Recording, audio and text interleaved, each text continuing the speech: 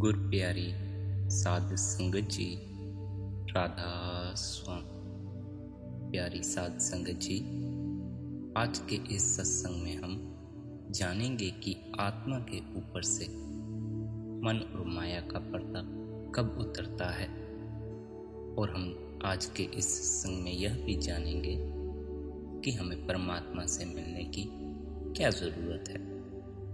प्यारी साध संगत जी, आज के इस सत्संग को अंत तक अवश्य सुने। सत्संग के वचन। सबसे पहले जो सवाल पैदा होता है वह यह है कि परमात्मा की प्राप्ति को जीवन का उद्देश्य क्यों बताया जाता है।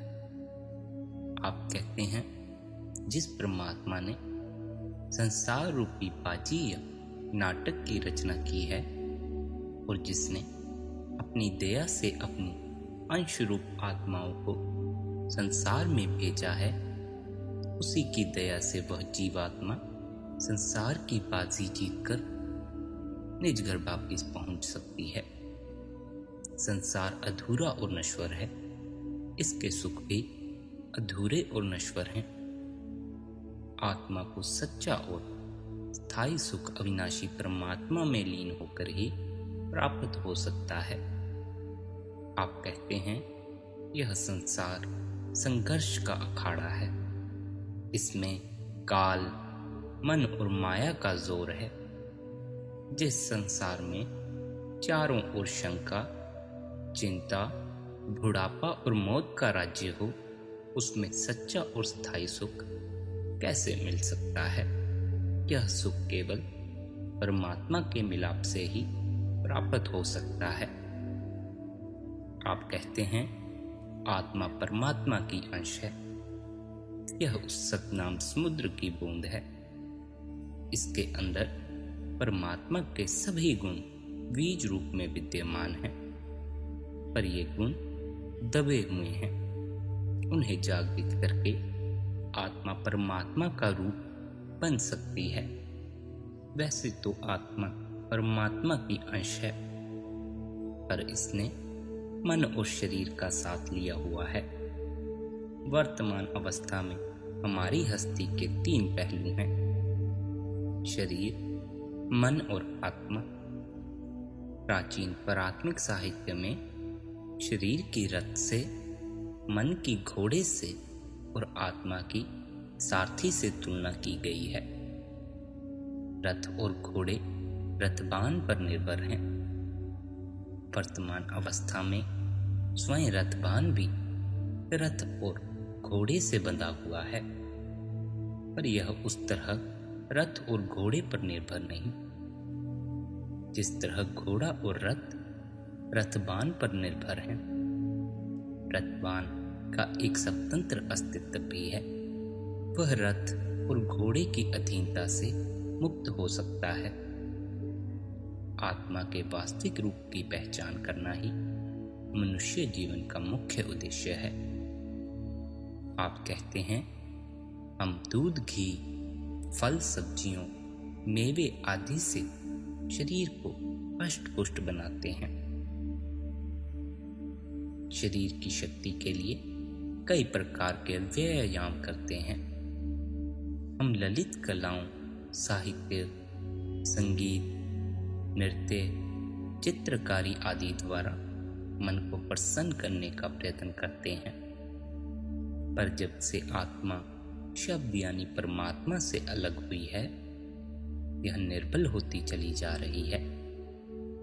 शरीर, मन और आत्मा का अपना अपना अलग आधार और आहार है। हम शरीर और मन को तो उनका भोजन देते हैं, पर आत्मा को इसका भोजन नहीं देते। जब तक हमारी हस्ती का कोई एक पहलू भी निर्बल हो, जब तक हम सब पहलुओं का पूरा विकास नहीं करते, तब तक हम पूर्ण मनुष्य नहीं बन सकते।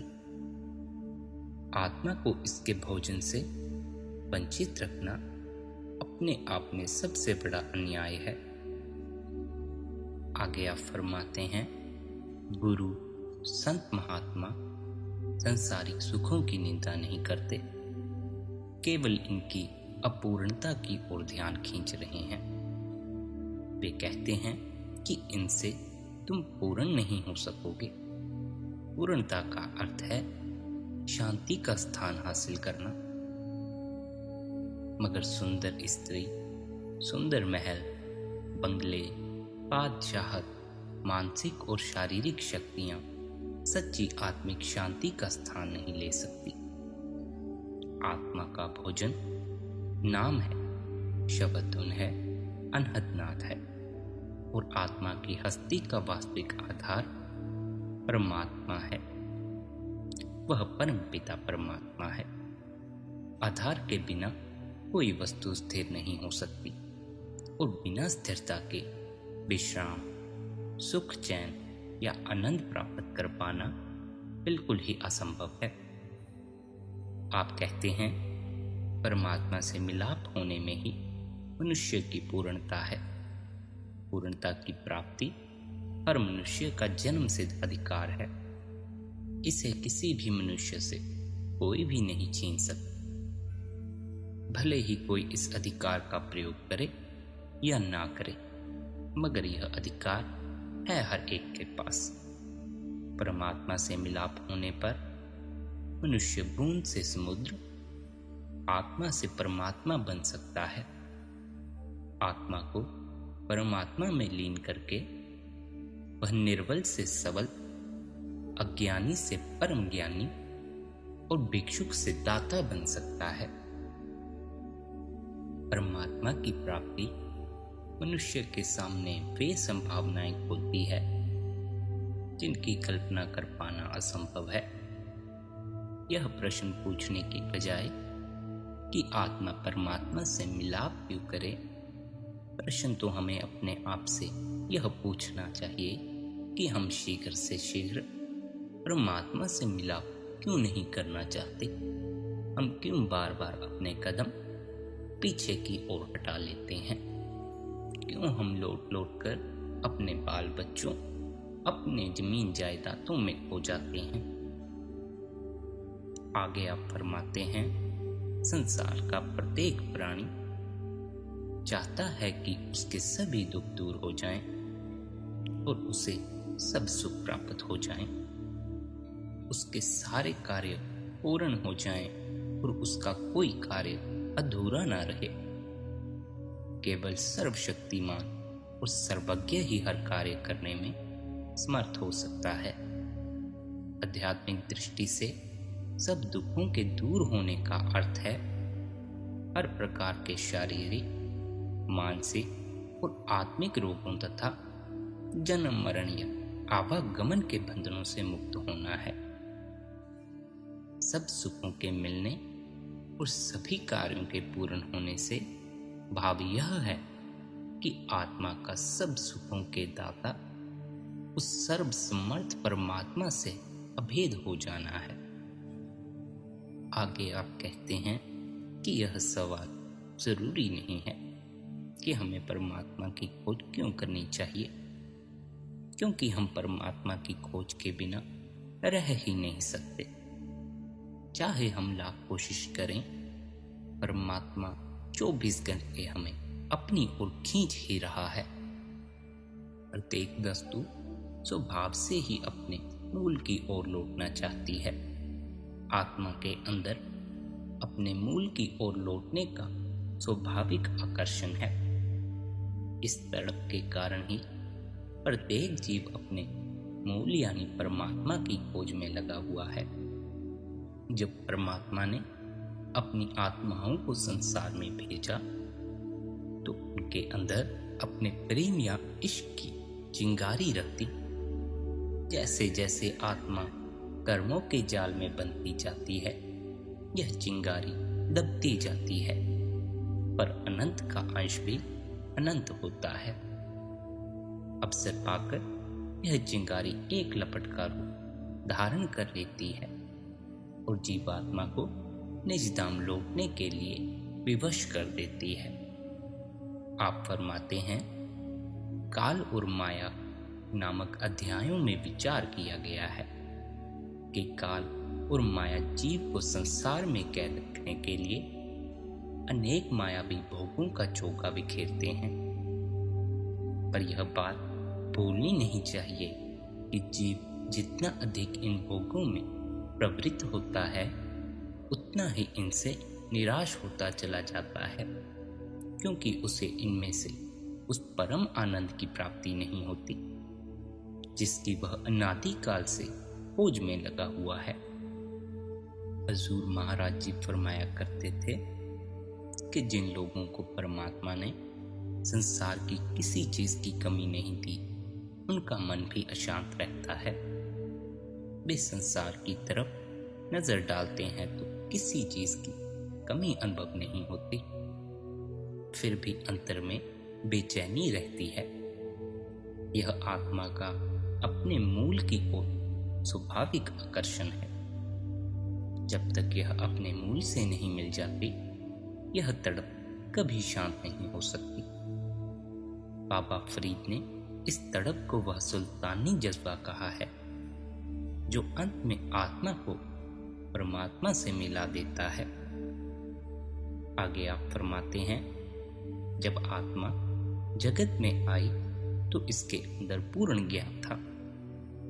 जैसे जैसे यह कर्म जाल में लिप्त होती गई, इस पर कर्मों के संस्कार चढ़ते गए, मानो एक साफ शीशे पर धूल जमती गई। धीरे धीरे ऐसा समय आ जाता है कि वह शीशा धूल से इतना भर जाता है कि इसमें अपना चेहरा देख पाना मुश्किल हो जाता है। जब तक आत्मा का दर्पण कर्मों की धूल से ढका हुआ है, हम अधूरे और अज्ञानी हैं। कर्मों का नाश केवल परमात्मा की भक्ति द्वारा होता है। परमात्मा की भक्ति द्वारा कर्मों का नाश करके पुनः पूर्ण प्रकाश की अवस्था में स्थित होना और फिर उस प्रकाश के सहारे अपने मूल स्वरूप को प्राप्त करना हर आत्मा का पहला और मुख्य कार्य है। आप कहते हैं, संसार को देखने के दो नजरिए हैं।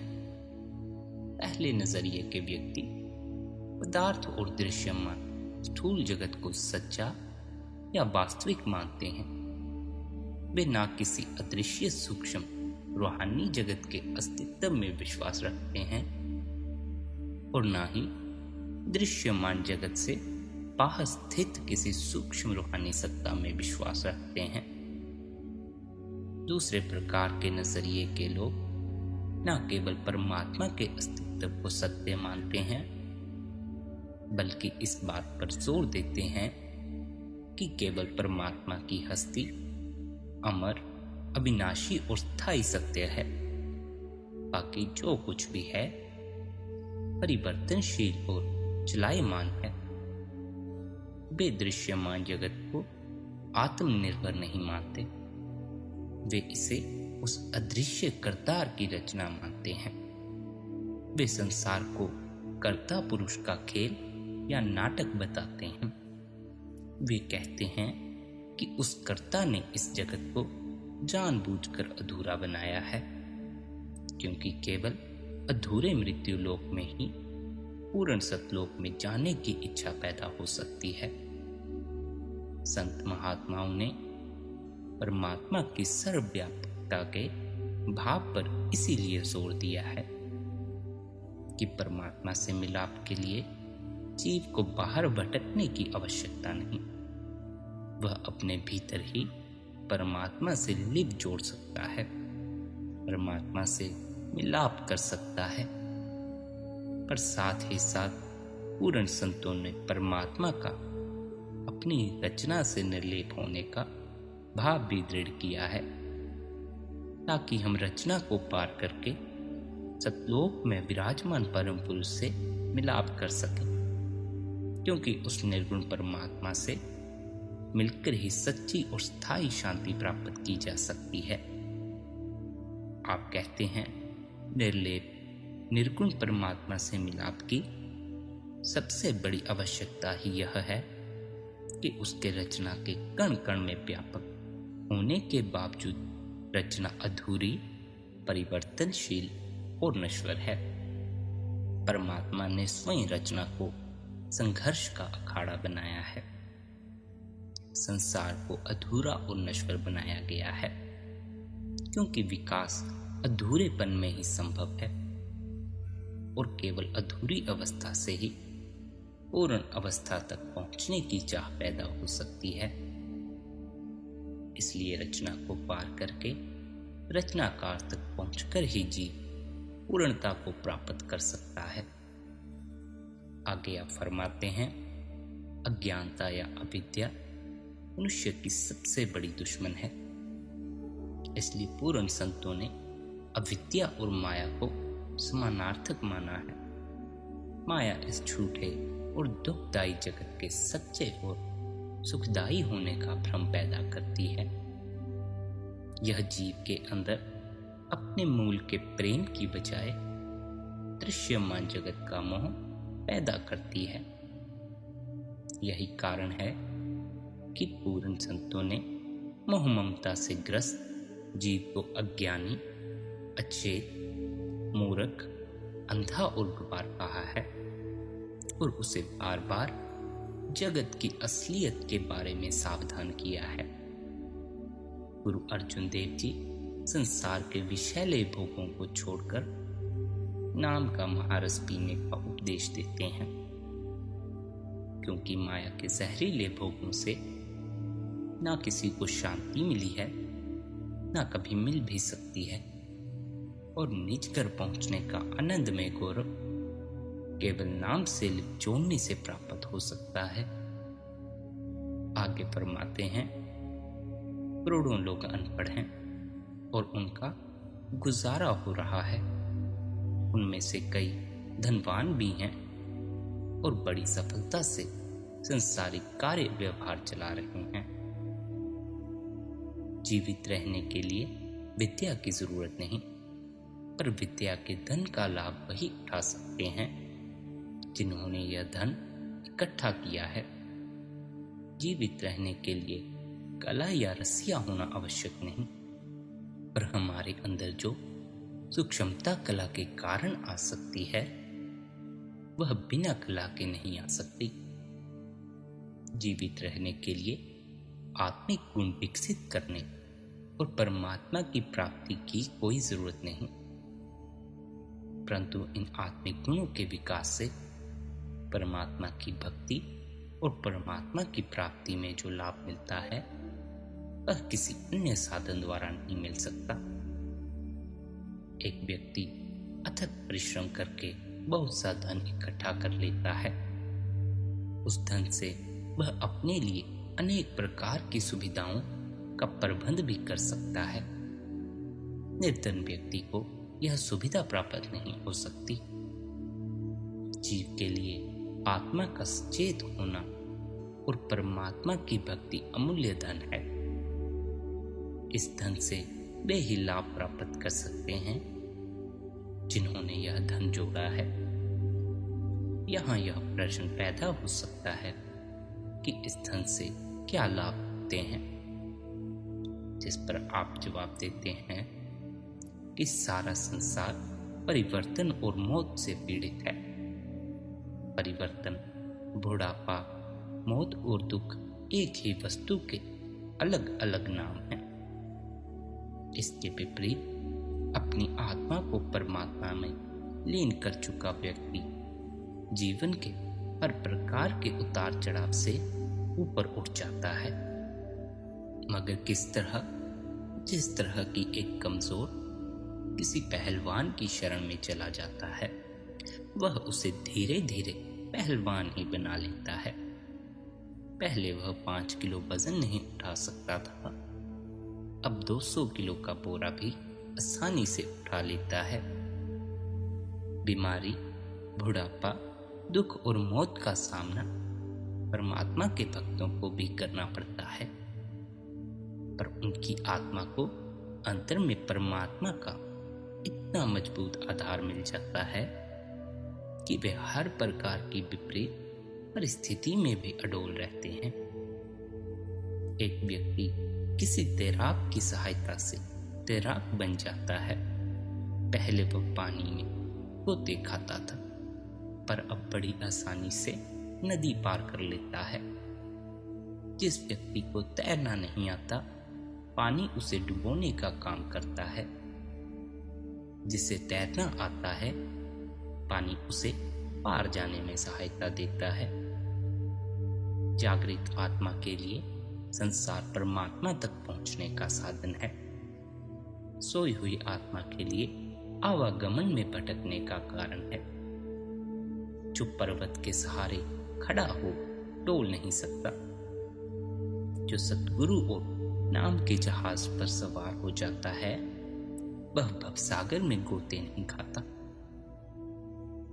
आप फरमाते हैं, आत्मा भी परमात्मा की तरह शक्ति में, ज्ञान में, आनंदमय और प्रेममय है, परंतु मन और इंद्रियों का साथ लेने के कारण इसके सारे गुण दब गए हैं। संसार के परमार्थिक साहित्य में मूल की पहचान, अपने आप की पहचान का जो उपदेश दिया गया है, उसका परमार्थ की दृष्टि से अर्थ यह है कि पहले शरीर से मन को और फिर मन से आत्मा को अलग किया जाए। जब तक आत्मा शरीर और मन के बंधन से मुक्त नहीं होती, इसे अपने मूल का ज्ञान नहीं हो सकता।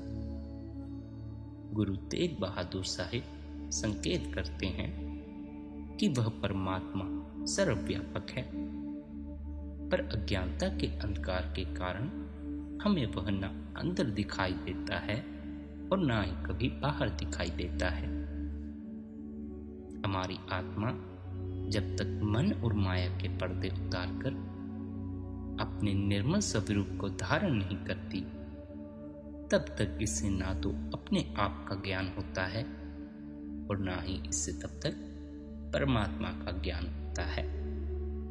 आप कहते हैं, चाहे धर्म ग्रंथों को पढ़कर देख लें और चाहे संत महात्मा या पीरों की गवाही ले लें, सभी से यही संदेश मिलेगा कि आत्मा मूल रूप में परमात्मा ही है। जब आत्मा अपने आप को पहचान लेती है, फिर इसके अंतर में अपने मूल को पहचानने की ज्वाला प्रचंड हो जाती है। जब यह अपने मूल की पहचान के लिए निकलती है, तो उस मूल से मिलकर उस जैसी ही हो जाती है।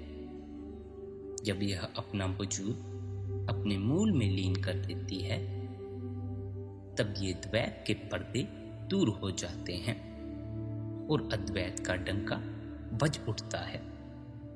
आत्मा को अंदर बाहर हर जगह उस एक परमात्मा का नूर दिखाई देने लगता है। कबीर साहिब ने संकेत किया है कि तीसरे रूहानी मंडल को पार कर लेने पर आत्मा से मन, माया, कर्मों, संस्कारों आदि के सब पर्दे उतर जाते हैं। तब आत्मा को हंस गति प्राप्त हो जाती है और इसका प्रकाश 12 सूर्यों के बराबर हो जाता है। सतलोक में पहुंचकर आत्मा का प्रकाश 16 सूर्य का हो जाता है और इसे अद्भुत आनंद की प्राप्ति होती है। उस अवस्था में पहुंचकर इसके अंदर परमात्मा के सभी गुण उजागर हो जाते हैं। आप स्वयं अनुमान लगा सकते हैं कि जिस आत्मा में सतलोक के सिंहासन का उत्तराधिकारी बनने की सामर्थ्य है, जिसके अंदर ज्ञान और आनंद के अथाह भंडार रखे हुए हैं, वह अनाथों, भिखारियों, अपराधियों की भांति इस रचना में भटक रही है। आत्मा अज्ञानता की नींद सोई हुई है, इसलिए यह भटकती रहती है। इसे जागृत करके उस परम ज्ञान में लीन कर दो। संसार में लौटने की बजाय परम चेतना के देश लौटने का प्रयत्न करो। अपने भीतर रखी गई अनंत संभावनाओं का विकास करो। आप कहते हैं, सचखंड हमारा सच्चा घर है। हमें अपने आप को अपने निज घर लौटने के लिए तैयार करना चाहिए। आखिर में आप फरमाते हैं, पूर्ण की भक्ति द्वारा पूर्ण में समाकर पूर्ण हो जाना परम पिता परमात्मा की ओर से अपने जीवन रूपी पुत्र को दिया गया सबसे पहला, सबसे बड़ा और सबसे ऊंचा और पवित्र अधिकार है। इस अधिकार का जितनी जल्दी प्रयोग करें उतना ही हमारे लिए बेहतर होगा। राधा स्वामी जी।